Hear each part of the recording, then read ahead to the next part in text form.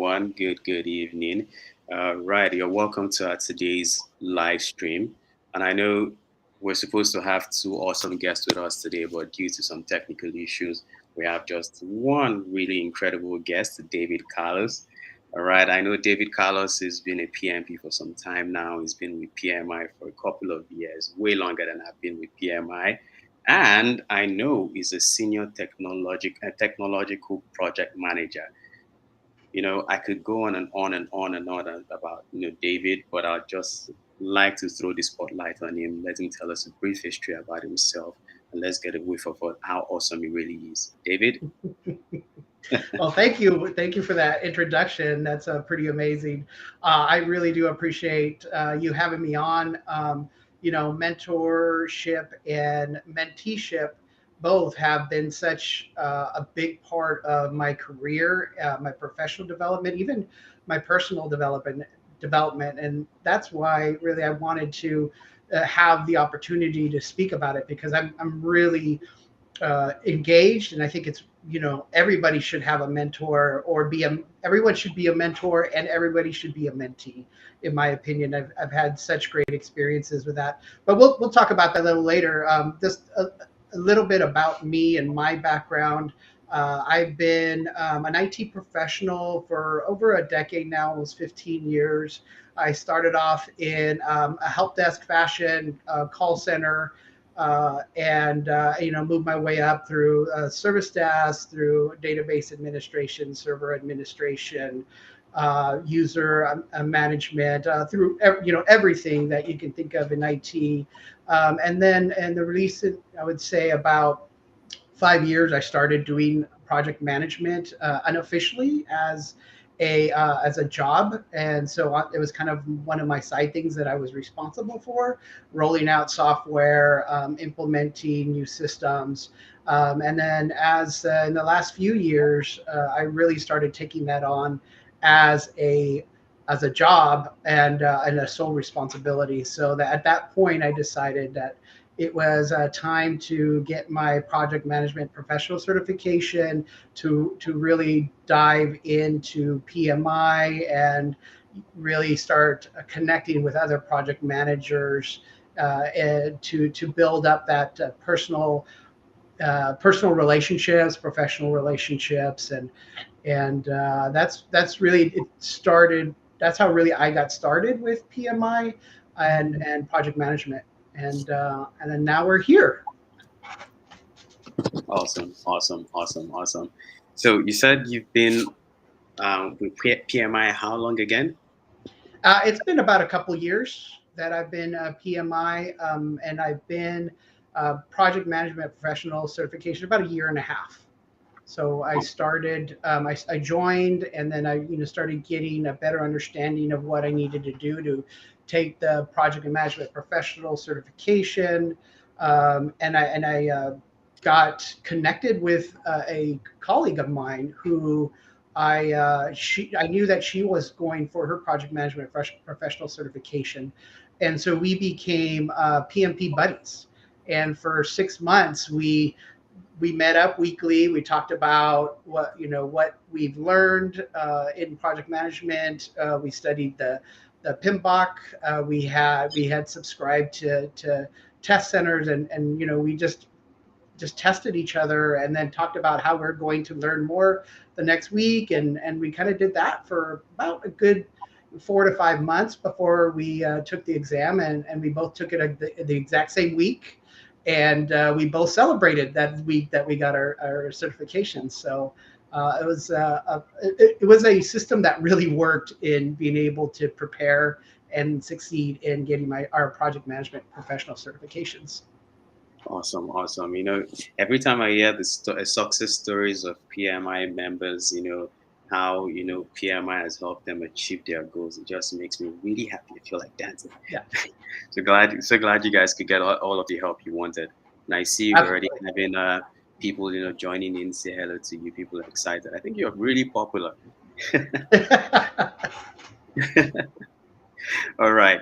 So going to mentoring and all of that stuff, being a mentor, being a mentee. what drove you to, or what was that drive that made you want to go into mentoring? Well, actually, I started being a mentor and a mentee outside of PMI. It was with Toastmasters. I can say that I was first a mentor and a mentee. With Toastmasters, and for people who don't know what Toastmasters is it's really a place to go and practice your public speaking. And when you join, you get a mentor. And so what I really started enjoying is being able to talk to somebody with a little more experience in the field of public speaking. And I started really in getting a lot of value from that. And that kind of started me thinking about, gosh, I should be getting into more outside of just this one area. And so I started becoming a mentee in the employee. I was at UC San Diego, and they had a mentorship program. So I joined that program as well, and that was for professional development. And just with learning more about people and the organization, and this was something that I didn't realize it would make such a difference for me. And then so fast forward to PMI. About a year ago, I had got an email. I joined the chapter and got an email about the mentorship program. So I was on board because I knew what value it had provided me in the past. And it was so great because it was this pod where it wasn't just me and a mentor. It was mentees and the mentor, and it worked out so well because not only am I getting the perspective of the mentor, but I was also getting the perspective from the mentees and how they were taking what the mentor was giving us, right? And we were able to not only listen to what the mentor had to say, but also we were able to discuss in between us and go, okay, well, how does this impact you? What did you think about what the mentor brought up and all these questions that our mentor had for us? And it was so great because we started having this bond that we still continue to meet up even after we completed our menteeship in the beginning, and that was about, I don't know, about a year ago. So we still meet up twice a month, and just discuss where we're at, professionally, what's been happening in our lives, professionally and personally. We've developed this connection, and so it's really something that has grown more than I thought that we would have. Awesome, awesome, awesome. So, from a perspective of a mentor, what would you say has been your biggest takeaways? Like, what have you learned from being a mentor? Or what are those things you didn't even realize you had in you that has come to light since you've been a mentor? As far as being a mentor, when I saw the next opportunity come up and the new pod was starting, I decided to become a mentor because how much value I got out of being a mentee. I wanted to give back to the community, and I think that's so important. I think PMI does stress the fact that we should be giving back because we learn, we have experiences, and it only helps others, and it helps us as a community of project managers to give back. And so I really saw that as an opportunity for me.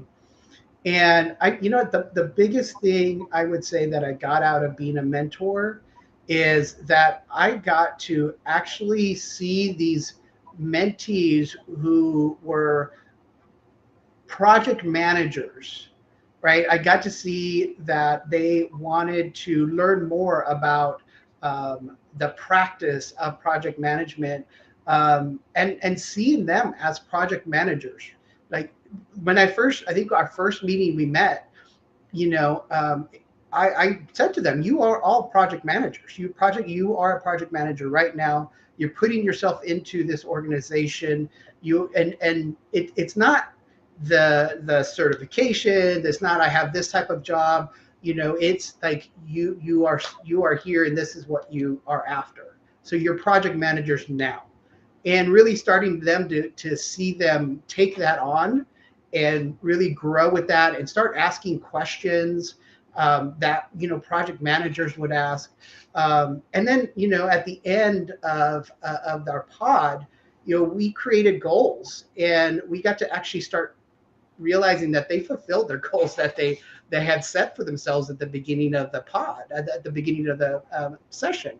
And so it was great to see their growth in the 6-7 weeks that we were together.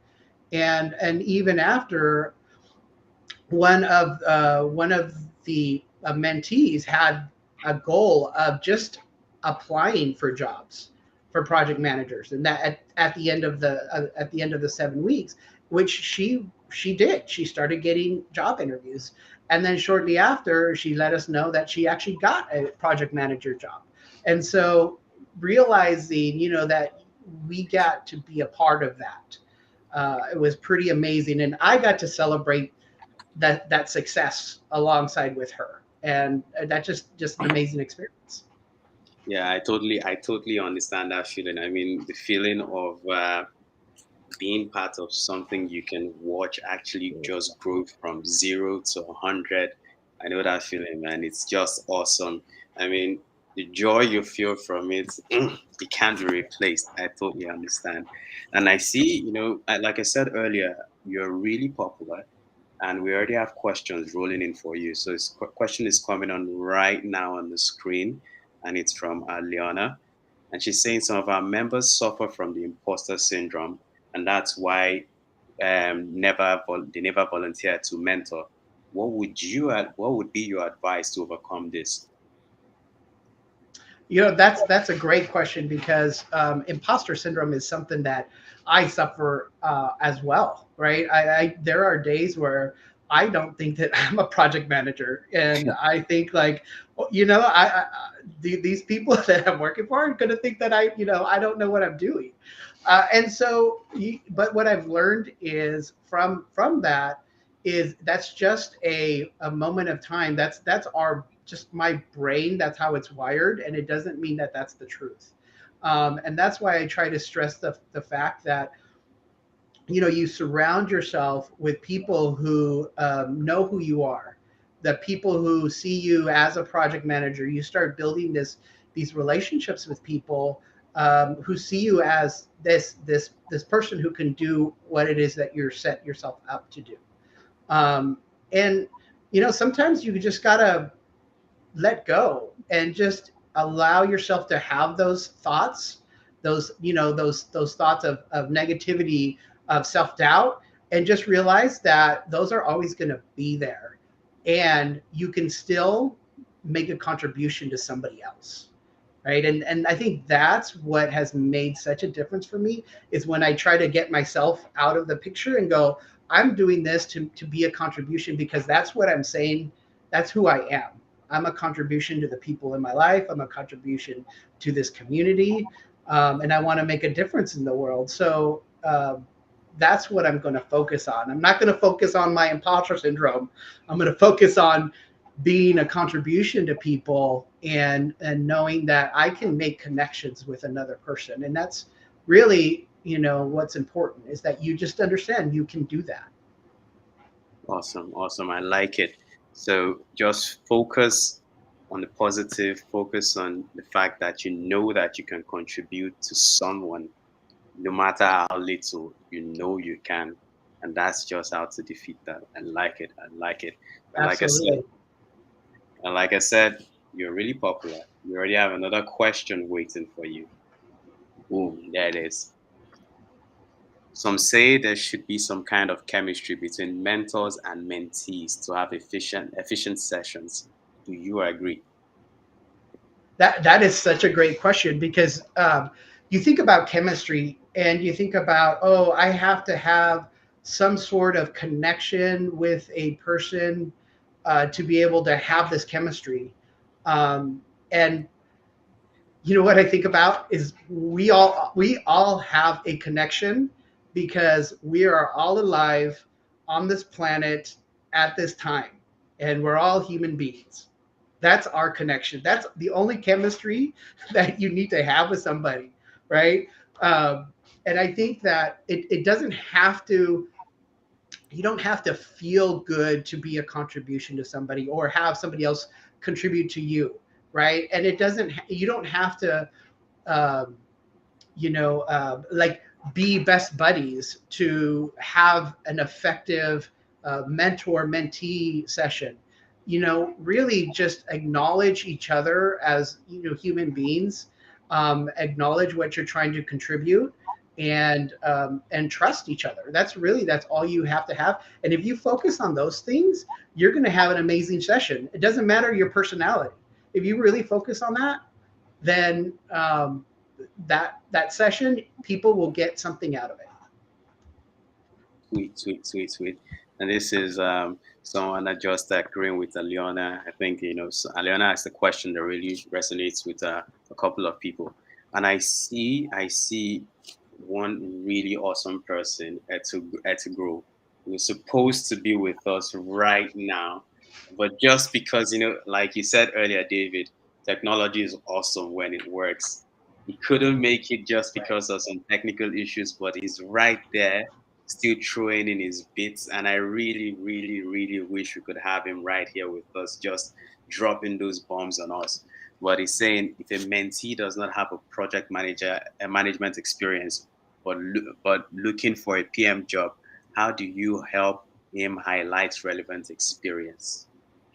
That is such a great question because that came up in our mentor that my last mentor session with one of my mentees who felt like they were not a project manager, and or they did not have project management experience. And so what I really started focusing on is what are the underlying skills that are necessary for an effective project manager. And just a couple come to mind right off the bat. Our number one is communication. How do you communicate effectively so that you can actually move a project forward? And so we started uncovering that. What does that look like? And then I asked my mentees to say, okay, look at our past jobs, look at your past jobs. Let's start discussing where you use these skills in your past jobs and start building off of that. So when you do go out for project management jobs, you can start thinking, these are the areas that I am effective, and these are examples of what my experience is, even if I did not have a project management job.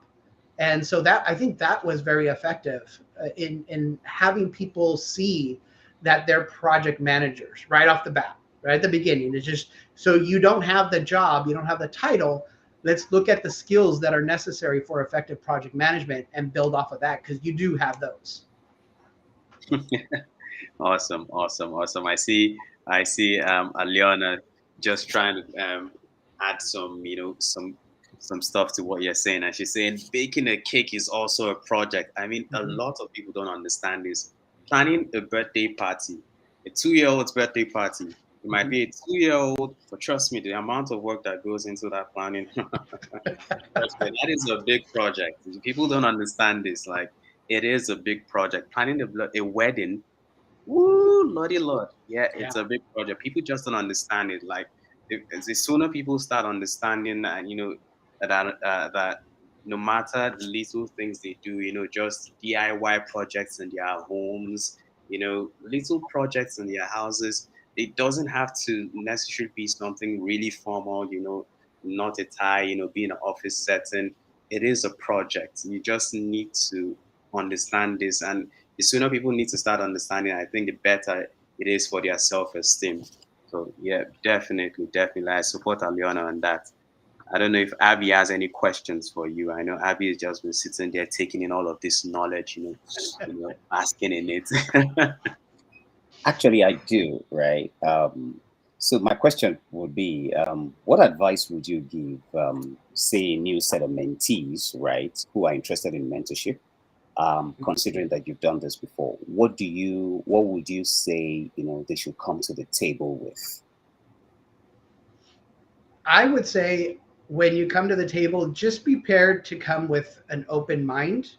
And even if what is being presented or the information, you don't understand it completely, or you may think that it doesn't relate to you because it's coming from somebody with a different experience or a different background, to just kind of let your mind be open to uh, see where you can learn, uh, where you can learn from whatever's being said.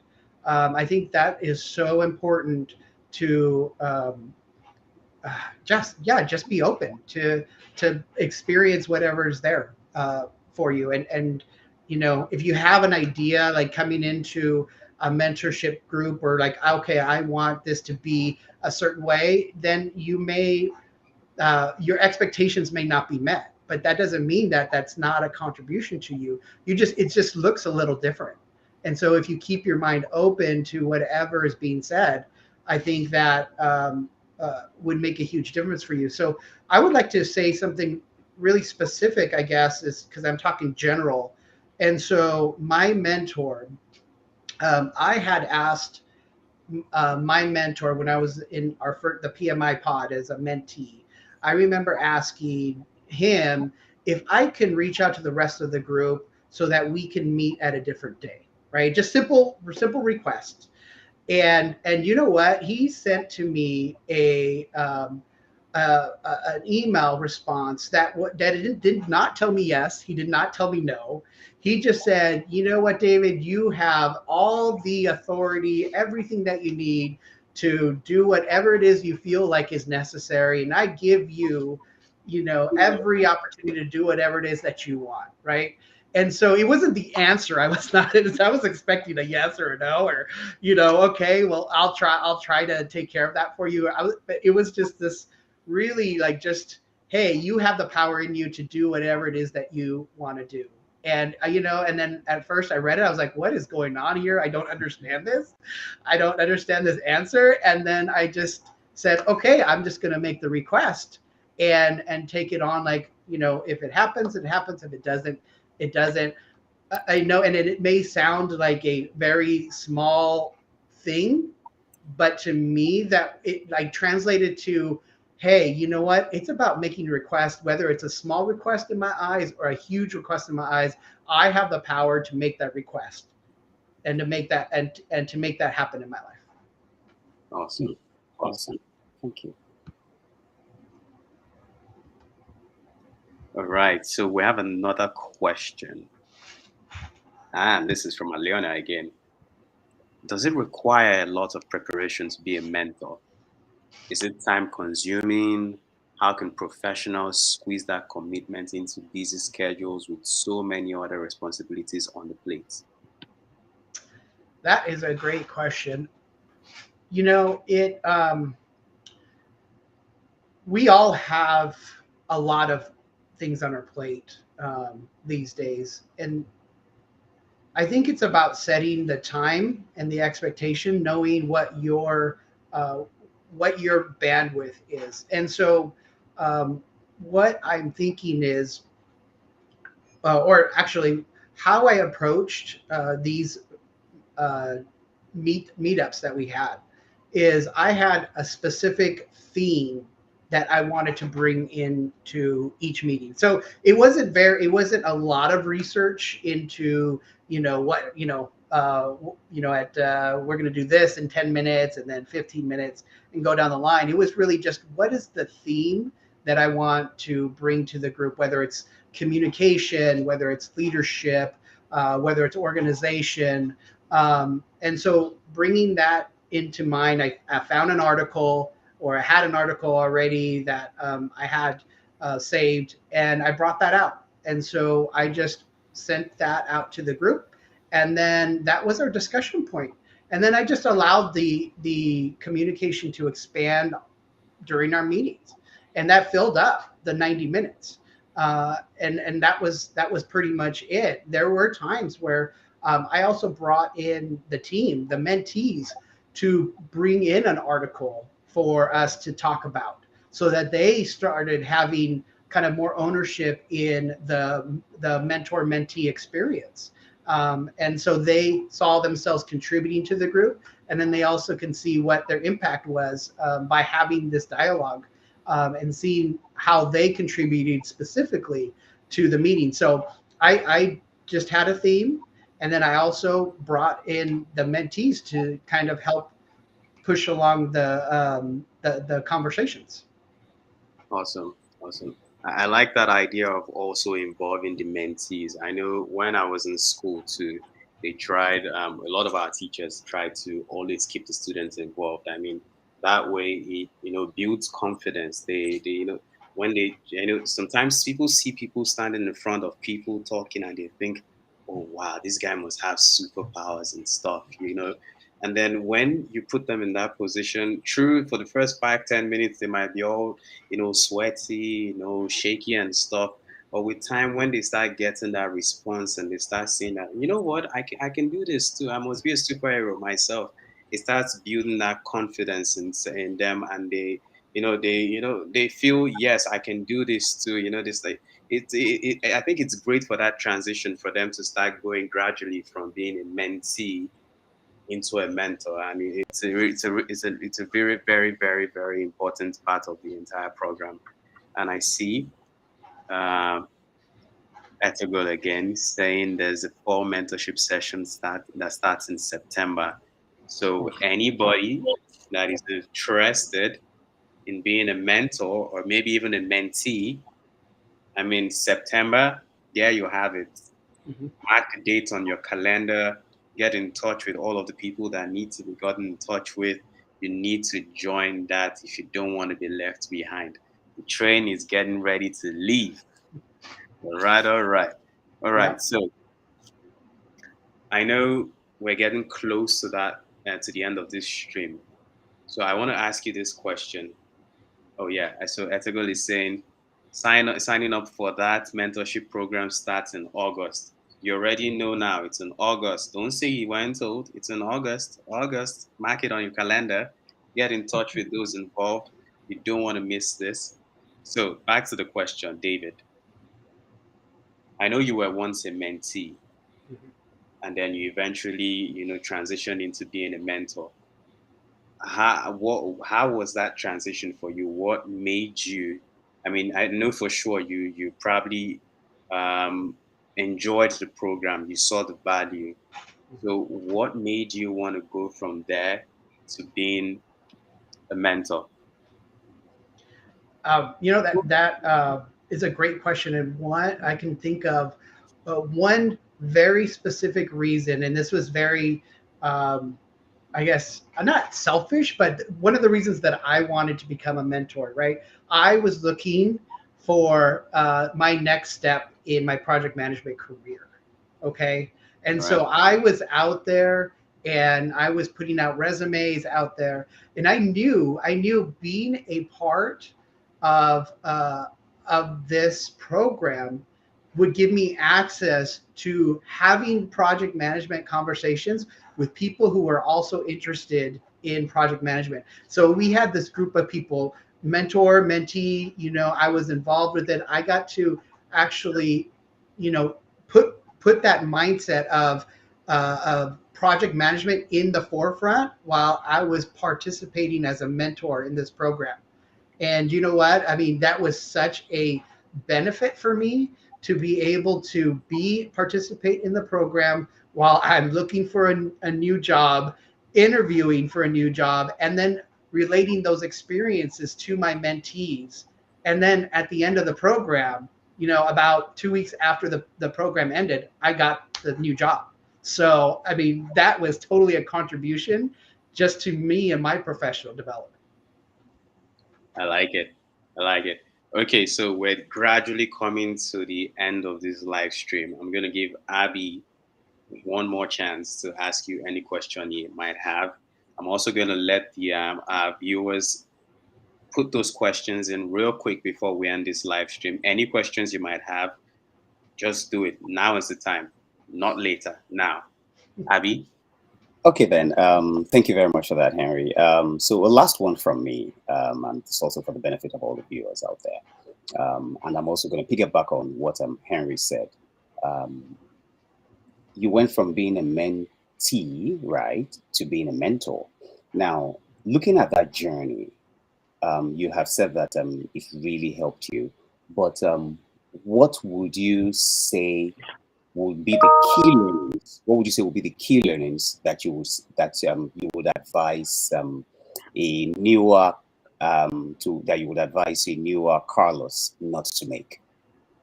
There will be some key learnings, obviously. So what I would advise somebody who may want to be a mentor but hasn't made that step yet to become a mentor? That's correct. Okay. So what advice I would say is go start asking questions. I mean, the people who are running this program, the mentorship program, ask questions, get your ideas out there, be in conversation about your willingness to become a mentor, because that's the only way that you can be able to get over those that worry that you have. I mean, speak to somebody who's already been a mentor and ask them, but be in dialogue. Otherwise, it's just stuff that is going on in your head that is never going to, nothing is ever going to come out of that if it's just inside your head.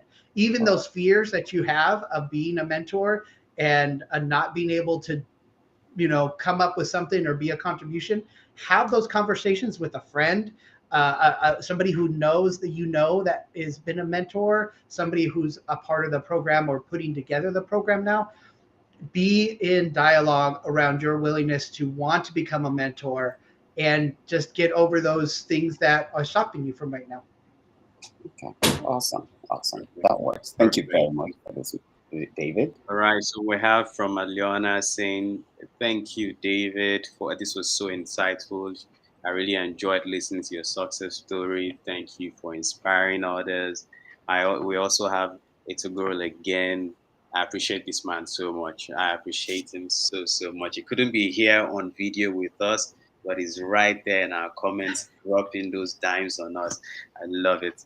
Athena is a volunteer as mentorship director. She's coordinating an extraordinary program. Please join us with this PMI San Diego chapter. So there you have it. I'm going to pin this back on the post in a few seconds for the viewers so they can reach out to them, Athena. And we have Brenda also. Brenda is awesome with her designs. Most of those designs you see on the PMI page, that's Brenda. She's the brains behind them. All right, she's saying, thank you very much for hosting this LinkedIn live session. Very informative. Thank you very much for Brenda for joining us as well. So I know we're running behind already. I'm going to ask you one last question, David, and then we call it a day. What has been your biggest takeaway so far from being a mentee and a mentor? What if you were to do this again, or what has been the biggest takeaway for you? Let's just leave it as that. The biggest takeaway has been that project management is all about building relationships. It really is. You can't get anything done in this world all by yourself. And so being connected with a group of people who are interested and excited about project management is so invaluable. And you never know how that's going to impact your life, a week from now or 5 years from now. The relationships that you build now, putting yourself into these programs as a mentor, as a mentee, could drastically change your life. And you just don't know how it could happen. But being a part of it is been amazing for me. So, just connecting with others. That's the biggest thing I got out of this, is building relationships and connecting with others is so crucial to being, really involved and having a successful and happy life, really. Roger that. So there you have it, viewers. talk to people, let them know your intentions. Don't be shy. Just go ahead, put it out there. You never might say, someone might just have some opportunity right there just for you. Always put it out. Be confident in yourself. Be ready to share. I mean, sharing is caring. I mean, you share these things, you help someone grow. Never think that that little thing you have is just so little it can't help anyone.